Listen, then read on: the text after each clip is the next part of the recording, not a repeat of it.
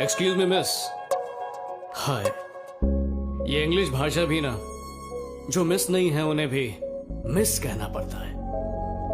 Where's the counselor's? Hello guys, आप लोग कैसे होप करता हूँ अच्छे ही होंगे। तो आज हम बात करने वाले हैं एक हॉलीवुड मूवी का नाम है एक्वामैन। आज हम इस मूवी पर थोड़ा डिबेट करेंगे, इसकी स्टोरी के बारे में जानेंगे और इसकी टेक्नोलॉजी के भी बारे में जानेंगे। तो शुरू करते हैं बिना किसी देरी के। चलिए आइए। इसमें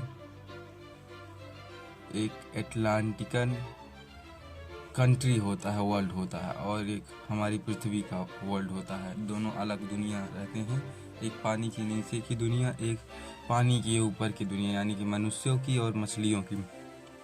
एक दिन कुछ ऐसा हुआ, जो पानी की दुनियाओं की महारानी किसी कारण पानी के ऊपर आती हैं और उन्हें एक बंदा मिलता है। उस बंदे से महारानी जी का शादी हो जाता है।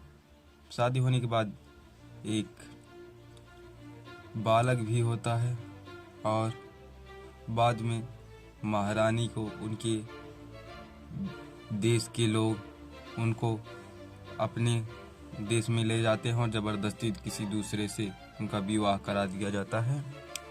तत्पश्चात महारानी को एक और बेटा होता है। ऊपर से महारानी को किसी जो मनुष्य से विवाह किया था उसका भी एक बेटा था, जिसलिए महारानी को मृत्यु दंड की सज़ा सुनाई गई थी। उसके बाद कई साल बीत जाते हैं। फिर उनका जो छोटा बेटा होता है वो महाराजा का बेटा था, इसीलिए वो किसी तरह पूरे अपने पानी के नीचे की पूरी दुनियाओं का राजा बनना चाहता था। लेकिन ऊपर वाला जो जिसका हक था पहला बेटा रानी का, वो ऊपर ही रहता था अपने पिता के साथ, और उनकी माँ के दुनिया के लोगों को खूनी मानता था अपने माँ के वजह से, क्योंकि उनकी माँ को फांसी की सज़ा सुना दी गई थी गद्दारी की वजह से, जो मनुष्य से शादी कर ली थी। इसीलिए बाद में उसका छोटा बेटा पृथ्वी पर हमला करने की कोशिश करता है, तो वहाँ की एक महारानी की बेटी ऊपर आके असली हकदार एक्वामैन को उसके हक के लिए लड़ने के लिए कहती है। लेकिन एक्वामैन कहता है कि मैं यहीं पर ही खुश हूँ, मुझे ऊपर जाने की कोई ज़रूरत नहीं, नीचे जाने की। लेकिन बाद में जब एक्वामैन के पिता के ऊपर पानी द्वारा हमला होता है, तो एक्वामैन अपनी गद्दी को संभालने के लिए अपनी दुनिया में जाता है, अपनी माँ की दुनिया में।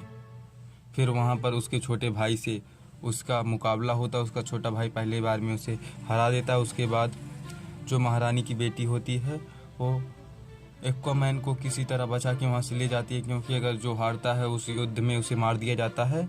उसके बाद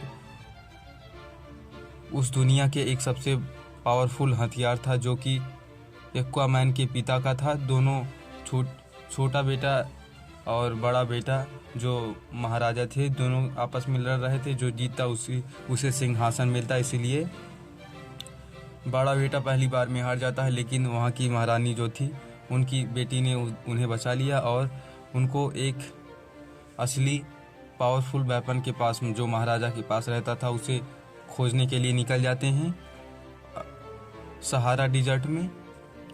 वहाँ पर इनको बहुत सारी कठिनाइयों का सामना करना पड़ता है। जब एक्वामैन और महारानी की बेटी उस वेपन को खोजने के लिए जा रहे थे, तभी जो उनका छोटा भाई एक्वामैन का उसे मारना चाहता था, उसने किसी पृथ्वी वासियों के साथ मिलकर उन पर हमला कर दिया।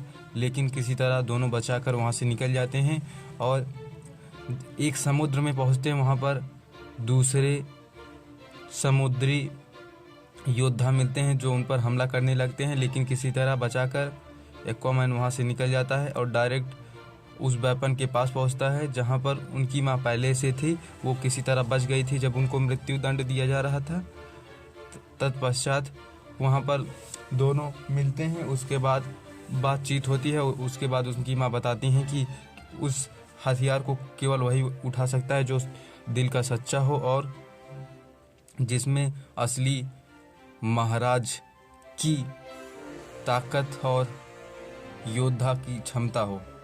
उसके पश्चात वहाँ पर जाने पर उन्हें एक बहुत बड़ा जानवर मिलता है जो किसी को भी वो हथियार लेने से मना कर देता है, लेकिन एक्वामैन सभी जानवरों से बात करना जानता था, इसीलिए वो जानवर किसी तरह एक्वामैन को जाने देता और एक्वामैन अपने पावरफुल वेपन को पा जाता है। उसके बाद वो दोबारा जो उनका छोटा भाई एक्वामैन का था, उसने दूसरे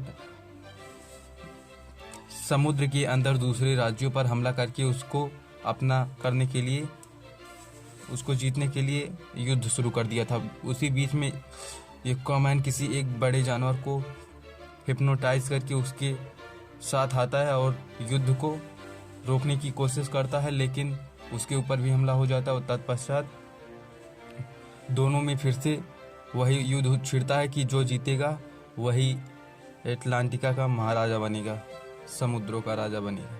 तत्पश्चात दोनों में युद्ध होता है और इस बार उसका बड़ा भाई जीत जाता है, जिसे कहते हैं एक्वामैन। और जो महारानी थी उनको दोबारा अपनी पृथ्वी पर एक्वामैन के पहले पिता के पास चली जाती है और यहीं पर ये स्टोरी समाप्त होता है। जय हिंद, जय भारत। ठोक दीजिए बेल आइकन को।